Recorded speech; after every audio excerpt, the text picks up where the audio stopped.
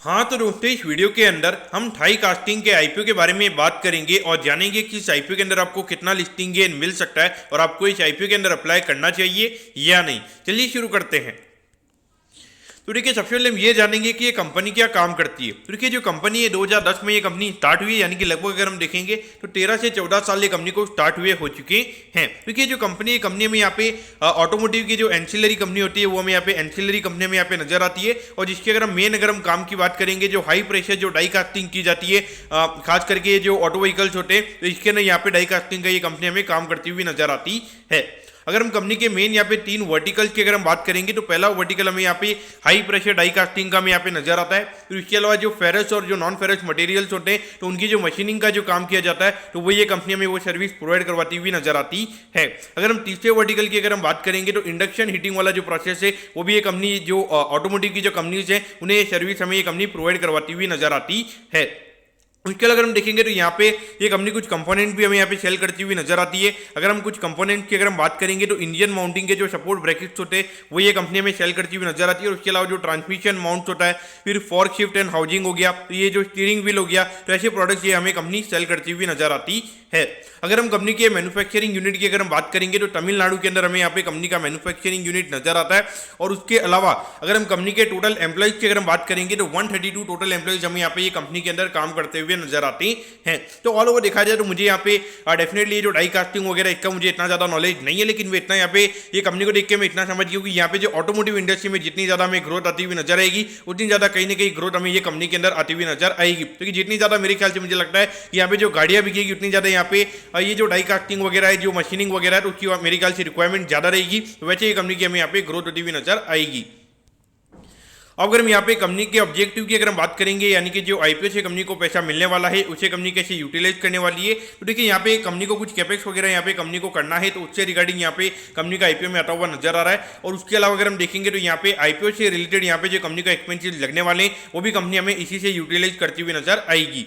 तो कहीं ना कहीं देखा जाए तो एक नॉर्मल काइंड ऑफ ऑब्जेक्टिव हमें यहाँ पे कंपनी का नजर आता है, कोई ज्यादा खास ऑब्जेक्टिव हमें यहाँ पे कंपनी का नजर नहीं आता है। अगर हम कंपनी के प्रमोटर्स की अगर हम बात करेंगे तो देखिए श्रीरामुलु अनंदन हमें यहाँ पे कंपनी के प्रमोटर नजर आते हैं। इसके अलावा अनंदन शिवानी और इसके अलावा चिनराज वेंकटेशन हमें यहाँ पे कंपनी के प्रमोटर नजर आते हैं। यहाँ पे साउथ के प्रमोटर हमें यहाँ पे नजर आते हैं, साउथ की कंपनी हमें यहाँ पे नजर आती है। अगर हम 2021 में अगर हम कंपनी के रेवेन्यू की अगर हम बात करेंगे, लगभग 20 करोड़ के लगभग कंपनी का रेवेन्यू का नंबर हमें यहाँ पे नजर आता है। हाँ, एक कोविड का ईयर था और वहां पर अगर हम प्रॉफिटेबिलिटी की बात करेंगे तो लगभग 40 लाख रुपए के लगभग का कंपनी का प्रॉफिट का नंबर हमें यहाँ पे नजर आता है। अब अगर हम 2022 में अगर हम देखेंगे तो कहने की ग्रोथ अच्छी है यहाँ पे। हाँ, एक बार के लिए ये भी रहेगा कि यहाँ पे 2021 में कोविड था तो उसकी वजह से यहाँ पे थोड़ा हमें सही नंबर ये पता नहीं चलेगा, लेकिन 2022 से अगर हम 23 की अगर हम बात करेंगे तो यहाँ पर हमें अच्छी ग्रोथ देखने को मिलती है। लगभग 11 करोड़ से कंपनी का रेवेन्यू का नंबर बढ़ा है। अगर हम परसेंटेज वाइज अगर हम बात करेंगे अराउंड 25% से कंपनी का रेवेन्यू का नंबर हमें बढ़ता हुआ नजर आया है। और अगर हम अभी 7 महीने में अगर हम कंपनी के नंबर्स की अगर हम बात करेंगे, लगभग 28 करोड़ के लगभग का नंबर हमें यहाँ पे नजर आता है। तो यानी कि एनुअलाइज बेसिस पे लगभग यहाँ पे 50 करोड़ के लगभग का रेवेन्यू का नंबर कंपनी का हो सकता है। यानी कि जो 7 महीने के नंबर्स अगर हम देखेंगे वो ये इंडिकेट कर रहा है कि 2023 के कंपेरिजन में इतनी ज्यादा ग्रोथ यहाँ पे कंपनी के नंबर्स में हमें देखने को नहीं मिल रही है। और यहाँ पर अगर हम देखेंगे तो रेवेन्यू का नंबर कंपनी का इतना ज्यादा नहीं है, लेकिन अगर हम प्रॉफिटेबिलिटी की बात करेंगे तो पिछले साल कंपनी ने 49 करोड़ के रेवेन्यू पे जितना प्रॉफिट कंपनी ने किया था, और वो अभी अगर हम देखेंगे तो कंपनी ने 28 करोड़ के रेवेन्यू पे ये कंपनी ने नंबर दिखाया है और अभी कंपनी का आईपीओ में आता हुआ नजर आ रहा है। तो कहीं ना कहीं हो सकता है कि यहाँ पे नंबर्स को मैनेज यहाँ पे कंपनी ने किया है। अब अगर हम यहाँ पे कंपनी के आईपीओ की डिटेल्स के बारे में अगर हम बात करेंगे तो देखिए 15 फरवरी को ये आईपीओ में स्टार्ट होता हुआ नजर आएगा और 19 फरवरी को ये आईपीओ में क्लोज होता हुआ नजर आएगा। यहाँ पे 77 रुपीज पर शेयर पे कंपनी हमें शेयर देती हुई नजर आ रही है। 1600 शेयर्स का हमें यहाँ पे लॉट नजर आता है, यानी आई थिंक 1,20,000 से 1,30,000 रुपए के लगभग आपको यहाँ पे एक लॉट को अप्लाई करने के लिए लगने वाला है। अब अगर हम इश्यू साइज की अगर हम बात करेंगे तो 47 करोड़ 20 लाख रुपीज के लगभग का आईपीओ में यहाँ पे नजर आता है और अराउंड 35% के लगभग का रिटेल कोटा है, यानी कि लगभग 16 करोड़ के लगभग का रिटेल कोटा में यहाँ पे कंपनी का नजर आता है। और ये कंपनी की अगर हम लिस्टिंग की अगर हम बात करेंगे तो एनएससी के एसएमई प्लेटफॉर्म पे ये कंपनी हमें लिस्ट होती हुई नजर आएगी।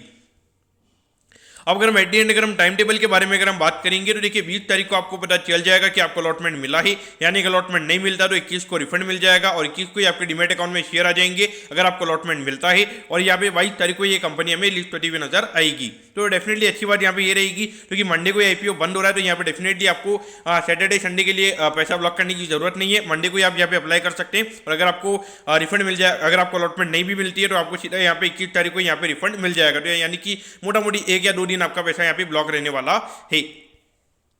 अब एट दी एंड अगर हम वैल्यूएशन के पैरामीटर्स की अगर हम बात करेंगे तो देखिए लगभग 180 करोड़ के मार्केट कैप पे ये कंपनी का आईपीओ में आता हुआ नजर आ रहा है। तो 2023 की अर्निंग के हिसाब से अगर हम बात करेंगे तो उसके हिसाब से लगभग यहाँ पे 35 टाइम्स के लगभग यहाँ पे कंपनी का पी रेशियो पे कंपनी का आईपीओ में आता हुआ नजर आ रहा है। तो कहीं ना कहीं वैल्यूएशन वाइज अगर हम बात करेंगे तो इतनी ज्यादा कोई एक्सपोनेंशियल ग्रोथ हमें यहाँ पे कंपनी के नंबर्स में देखने को नहीं मिलती है। जिस तरीके से अभी हमें खास अगर हम कोविड के बाद अगर हम देखेंगे हमारी जो ऑटोमोटिव इंडस्ट्री है, खास करके जो इंडियन कंपनीज है, उसके हमें यहाँ पे काफी अच्छी ग्रोथ देखने को मिली है। तो उसके हिसाब से अगर हम देखेंगे तो कहीं ना कहीं मुझे इतना ज्यादा ग्रोथ यहाँ पे नजर नहीं आती है। और अभी यहाँ पे मार्केट में जो बहुत सारे एनालिस्ट लोग होंगे वो ये बोलेंगे कि 7 महीने में कंपनी ने 5 करोड़ के लगभग का प्रॉफिट किया, तो ये साल लगभग 10 करोड़ के लगभग का प्रॉफिट का नंबर आ सकता है। लेकिन मेरे ख्याल से वो मुझे डेफिनेटली गलत लग रहा है क्योंकि देखिए 28 करोड़ के लगभग जो कंपनी ने पिछले साल 49 करोड़ पे किया था, वो 28 करोड़ पे इतना ज्यादा प्रॉफिट कंपनी का कैसे हुआ, ये मुझे लगता है कि कहीं ना कहीं यहाँ पे नंबर्स को यहाँ पे कंपनी ने मैनिपुलेट किया, ये मुझे यहाँ पे लगता है। तो कहीं ना कहीं देखा जाए तो एक बार के लिए ऑल ओवर अगर हम देखेंगे तो वैल्यूएशन वाइज भी यहाँ पे कॉस्टली में यहाँ पे नजर आता है। तो लॉन्ग टर्म पॉइंट से मुझे यहाँ पे बिल्कुल भी वैल्यू नजर नहीं आती है।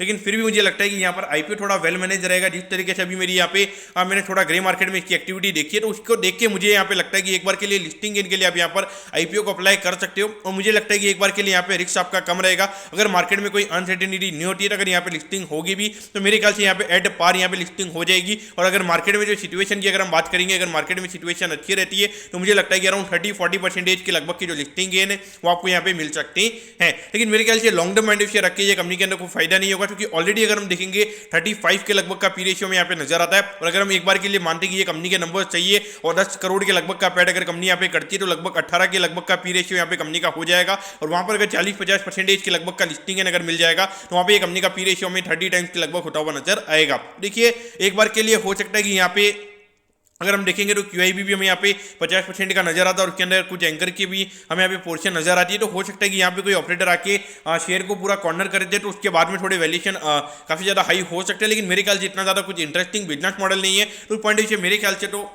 एक बार के लिए लिस्टिंग इनके लिए अप्लाई करना चाहिए। बाकी लॉन्ग टर्म के लिए मैं तो यहाँ पे टोटली अवॉइड करने वाला हूँ। तो दोस्तों मैं बताऊँ कि थाई कास्टिंग के आईपीओ के बारे में आपको सब कुछ समझ में आ गया होगा। अगर आपकी कोई भी क्वेरी है आप कमेंट कीजिए, मैं जरूर आपके कमेंट पर रिप्लाई करूंगा।